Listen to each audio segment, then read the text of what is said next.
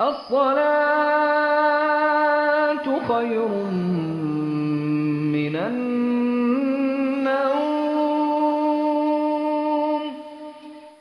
السلام عليكم ورحمة الله وبركاته. بسم الله الرحمن الرحيم. إن الحمد لله نحمده ونستعينه ونستغفره ونستهديه ونتوب إليه ونعوذ به من شرور أنفسنا وسيئات أعمالنا. من يهده الله فهو المهتد ومن يضلل فلن تجد له وليا مرشدا. أشهد أن لا إله إلا الله وحده لا شريك له وأشهد أن نبينا محمدا عبده ورسوله وخليله وصفيه. بلغ الرسالة وأدى الأمانة ونصح الأمة وتركها على المحجة البيضاء ليلها كنهارها ولا يزيغ عنها إلا هالك.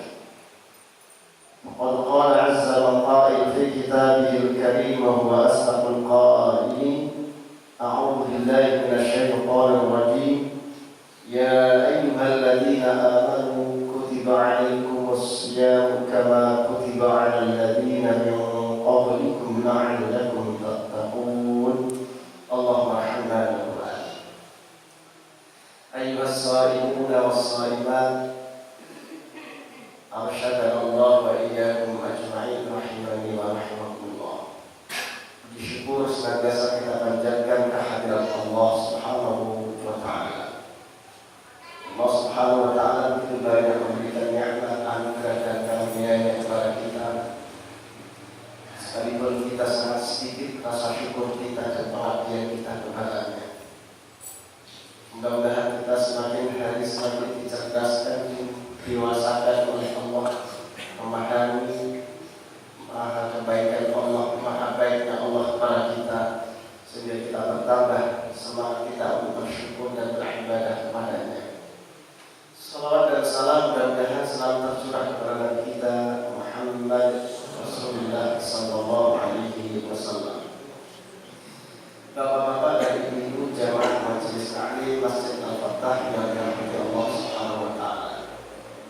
Alhamdulillah, hari yang keempat ini kita masih dihidupkan oleh Allah Subhanahu wa Ta'ala.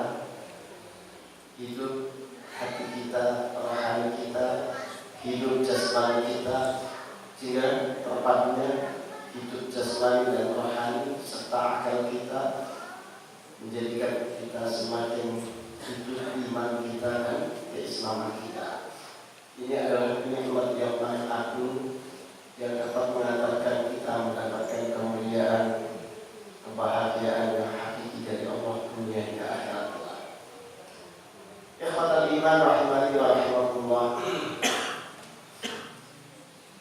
Di dalam surat Al-Baqarah 183 tadi sudah dijelaskan oleh Allah.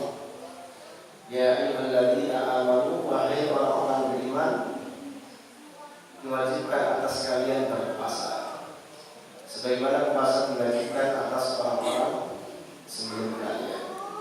Di dalam kitab Jami'ul Bayan yang ditulis oleh Imam At-Tabari, sebuah tafsir yang hebat, tafsir yang terbaik, yang ditulis oleh pakar ahlinya, pakar tafsir Imam At-Tabari. Beliau menyatakan diriwayatkan oleh Ad-Duwi rahimahullah ta'ala, kutiba 'alan nasara siyamu syahri Ramadan. Zaman dahulu telah diwajibkan puasa Ramadan kepada umat Nasrani. Wa kataba lahum an la ya'kulu wa la yashrabu ba'da an-nawm. Dan umat orang Nasrani zaman dahulu diwajibkan oleh Allah tidak boleh makan, tidak boleh minum sejak bangun tidur. Jadi puasanya orang Nasrani zaman dahulu aturannya adalah tidak pakai sahur. Begitu bangun tidur, disitulah sudah mulai harus menahan diri, tidak makan dan tidak minum. Jika Rasul katakan dalam hadis sehingga fasl ma baina siyamina wa siyami ahli kitab as-sahar. Yang membedakan antara puasa kita dengan puasanya ahli kitab atau Nasrani adalah makan sahur. Jadi kalau kita ingin puasa kita puasanya orang Islam, jangan pernah membenci meninggalkan syariat sahur. Maka Rasul katakan tasahharu fa inna fis sahuri barakatan. Makan sahurlah kalian karena dilakukan sahur akan ada keberkahan. Berkah dalam arti puasa kita semakin diberkahi oleh Allah, pahalanya amat berlipat-lipat. Badan kita akan disehatkan oleh Allah sehingga kuat untuk menjalankan berbagai macam ibadah, baik puasanya, ibadah sholat, ada Quran dan ibadah-ibadah yang lainnya. Dan ketentuan sahur yang lebih baik adalah diakhirkan, bukan diawalkan. La yazal nas bi khairin ma'ajjalul fitr, kata Rasul. Manusia akan selalu mendapatkan kebaikan-kebaikan dan rahmat dari Allah selagi mereka mau menyegerakan buka. Jadi kalau buka tidak boleh ditunda. Begitu sudah masuk maghrib, adzan maghrib terdengar, segera kita minum atau makan kurma rontok, kurma basah. Kalau tidak ada kurma kering, kalau tidak ada maka air putih. Kalau tidak ada, ya ditanggung aja. Bapak Ibu yang dirahmati Allah Subhanahu wa taala. Adapun sahur yang afdal itu adalah yang waktu yang akhir, Pak. Kata Rasul, karena li Rasulullah sallallahu alaihi wasallam muadzzinani, bahwa Rasulullah memiliki dua muadzin, yaitu Bilal bin Rabah radhiyallahu taala anhu dan Abdullah bin Ummi Maktum radhiyallahu taala anhu. Kulu washrabu, makan dan minumlah, maksudnya makan sahurlah, kata Rasulnya. Idza adzara Bilal bilailin, ketika sudah terdengar adzan Bilal di waktu malam hari. Karena adzan subuh ada dua kali. Adzan yang pertama adalah membangunkan kita untuk sahur dan salat tahajud, dan adzan kedua adalah adzan waktu masuk salat subuh yang dikumandangkan oleh Abdullah bin Ummi Maktum. Mulai kapan kita makan sahur? Ketika terdengar adzan yang pertama. Dan berhentilah, kata Rasul, apabila terdengar adzan yang dikumandangkan oleh Abdullah bin Ummi Maktum. Nah, jadi dari sini bisa dipahami bahwa batas terakhir kita makan sahur adalah adzan yang kedua. Itu al-adzan adzanul fajri at-tsani. Karena definisi puasa adalah al-imsaku anil mufattirati min tulu'i al-fajri at-tsani ila ghurubi syamsi ma'a niyatin makhsusatin. Definisi puasa adalah menahan diri dari segala yang membatalkan puasa. Apakah makan, minum, melakukan hubungan suami istri, atau melakukan hal-hal yang bisa menghancurkan pahala puasa. Dimulai sejak terbitnya waktu sholat subuh, ya, ajar yang dari subuh sampai tenggelam matahari. Kemudian muncul pertanyaannya, di Indonesia ada istilah waktu imsak. Jadi ada tradisi imsak, ya. Ini asal usulnya dari mana? Kalau zaman Nabi, zaman sahabat, zaman tabi'in tidak pernah kita temukan di kitab fikih manapun. Di sana ada pembedaan waktu imsak dengan waktu subuh itu sendiri-sendiri. Kalau kita buka kitab fikih, baik kitab fikih yang tebal, yang sedang sampai yang paling tipis, ya, definisi as-shaum atau as-siyam itu adalah al-imsak. Jadi as-shaum, as-siyam sama dengan al-imsak. Puasa itu menahan diri.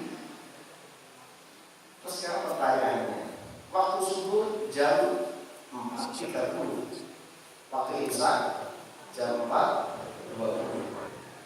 Ya, anggap aja begitu ya. Ini sama teman sendiri, selisih 1 menit diikhlaskan. 4.20 imsak, 4.30 subuh. Sekarang saya bertanya, jam 4.30 atau waktu azan subuh, boleh nggak kita tidak makan? Boleh nggak kita makan? Tidak boleh. Ya, karena itu sudah masuk waktu som. 4.20 boleh makan tidak ya? Boleh. Salah tidak, sini boleh. Oh nggak tahu Pak, bahasa ini bukan itu. Kata Bapak tidak boleh. 4.20 tidak boleh makan. Nah ini salah juga.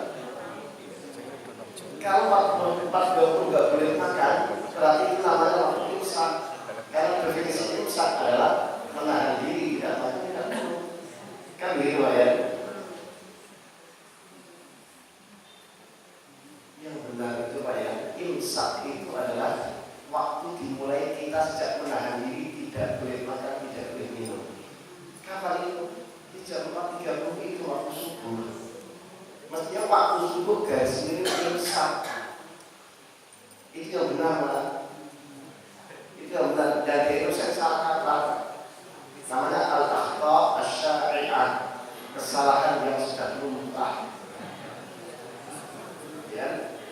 Terus waktu imsak itu namanya apa? Bukan waktu imsak, itu namanya waktu tanbihun. Ya.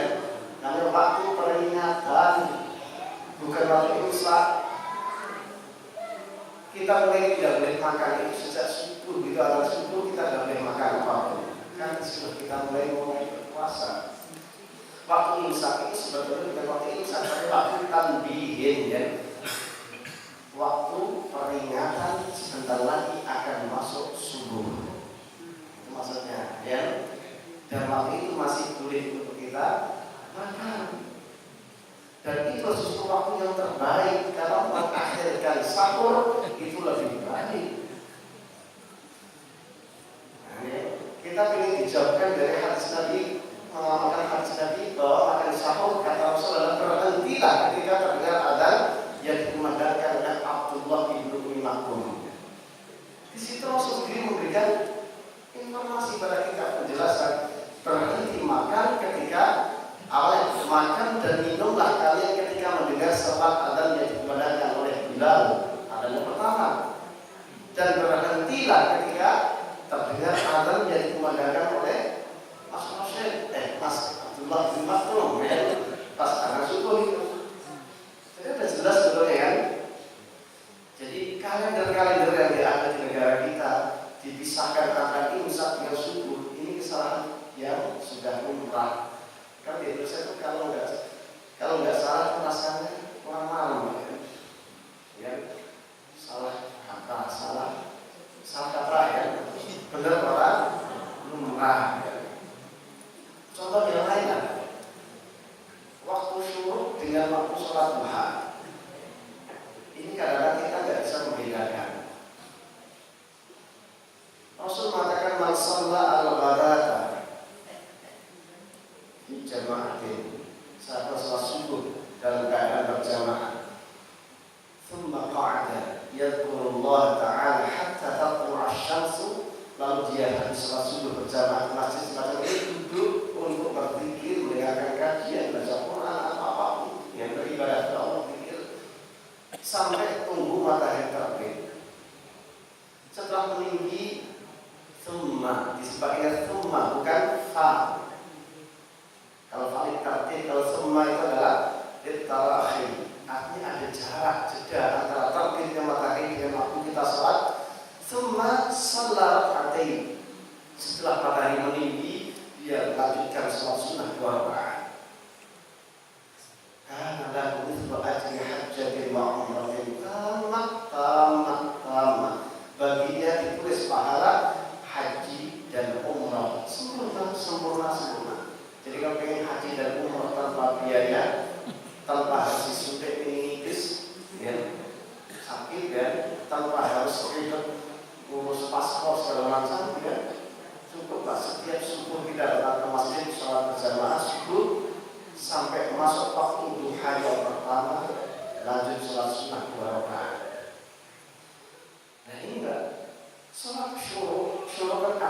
terbitnya matahari. Terbitnya matahari itu haram hukumnya kita sholat, Pak. Jadi ada waktu yang diharamkan kita sholat. Pertama adalah ketika matahari terbit sampai meninggi berhabis satu ujung tombak, masuk waktu duha yang pertama. Itu waktu-waktu yang tidak boleh kita sholat. Dimulai dari sejak habis sholat subuh seperti ini sampai terbit matahari kita ada sholat sunnah. Dilanjutkan matahari terbit sampai meninggi sedikit, itu juga waktu yang diharamkan. Karena kata Rasul, di saat matahari terbit sampai meninggi sedikit, itulah para setan mendekatkan tanduk-tanduknya untuk menerima sesembahan dari orang-orang majusi, orang-orang kafir yang menyembah matahari. Sehingga kita dilarang sholat di waktu itu supaya tidak menyerupai mereka ikut menyembah tanduk-tanduk setan. Kalau sudah masuk duha, baru kita langsung sholat sunnah 2 rakaat. Nah, di sini ada waktu terbit, waktu duha. Kita sholat sunnahnya kapan? Sholat sunnahnya adalah waktu duhanya, bukan di waktu terbitnya. Kita haram, bukan dapat pahala dan telah dapat dosa. Nah, istilah sholat syuruk ini sebetulnya tidak ada istilahnya, kan? Yang benar adalah sholat duha yang dikerjakan di awal waktu. Ya, kan? Ini salah kaprah juga sebetulnya. Sholat syuruk atau sholat isyraq karena terbitnya matahari itu tidak boleh sholat. Di sholat duha di awal waktu karena waktunya mendekati habis terbit, ya. Sehingga di Indonesia kemudian memberi nama istilah sholat isyraq atau asyuruk. Tapi aslinya bukan sholat syuruk, tapi sholat duha yang dikerjakan di awal waktu. Ini kesalahan-kesalahan yang banyak beda di negara kita. Terkait dengan sahur juga sama tadi. Imsak itu adalah dimulai sejak subuh. Berarti kalau kita selama ini puasanya sebelum subuh mulainya, kan? Ya nggak apa-apa sih sebetulnya, nggak apa-apa ya, lebih awal. Tapi kan kita kehilangan keberkahan sahur yang paling baik itu adalah yang akhir masalahnya, ya. Tidak rugi sebetulnya kita. Jadi ketika Rasulullah makan sahur, dihitung jarak antara makan sahur sampai subuh itu kurang lebih Abdullah bin Mas'ud diperintahkan membaca 50 ayat surat-surat yang pendek, ayat-ayat yang pendek. Itulah waktu-waktu yang terbaik